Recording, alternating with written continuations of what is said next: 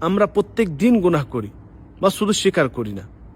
আল্লাহ সুবহানাহু ওয়া তাআলা তিনি নিজেই বলেছেন, ইয়া ইবাদি, হে আমার বান্দারা, ইন্নাকুম তুখতিউনা বিল-লাইল ওয়ান-নাহার, তোমরা রাতে দিনে সব সময় গুনাহ করো। ওয়া আনা আগফিরুদ-দুনুবা জামিয়া, এবং আমি তোমাদের সমস্ত গুনাহ ক্ষমা করি। আল্লাহ সুবহানাহু ওয়া তাআলা তিনি নিজেই বলছেন যে আপনি আমি সব সময় গুনাহ করি, রাতে দিনে সব সময় আমাদের থেকে গুনাহ হয়ে যায়।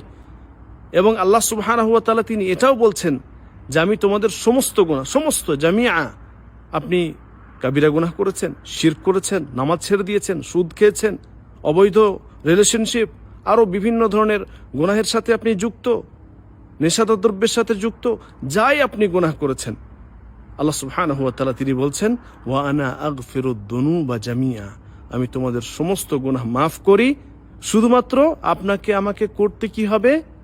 ফাস্তাগফিরুনি, তোমরা শুধুমাত্র আমার কাছে ক্ষমা চাও, ইস্তেগফার করো, তওবা করো, আগফির লাকুম, এবং তোমাদের গুনাহ আমি ক্ষমা করে দেব।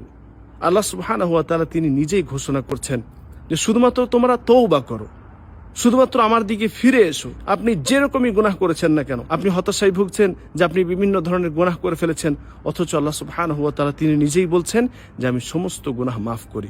বা শুধুমাত্র আপনার আমার উপর উচিত হচ্ছে কি, যে আপনি আমি যখনই গুনাহ করে ফেলবো আল্লাহ সুবহানাহু ওয়া তাআলার দিকে ফিরে আসবো।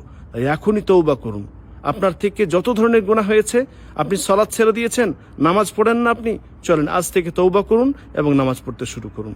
আপনি আরো বিভিন্ন ধরনের কাবিরা এবং বড় বড় গুনাহের সাথে যুক্ত, আজকেই ছাড়ুন, তওবা করুন, ইনশাআল্লাহ আল্লাহ সুবহানাহু ওয়া তাআলা আপনার আমার গুনাহ মাফ করবেন। আল্লাহ তাআলা আমাদের সকলকে তওবাকারীদের অন্তর্ভুক্ত করুন, আমিন।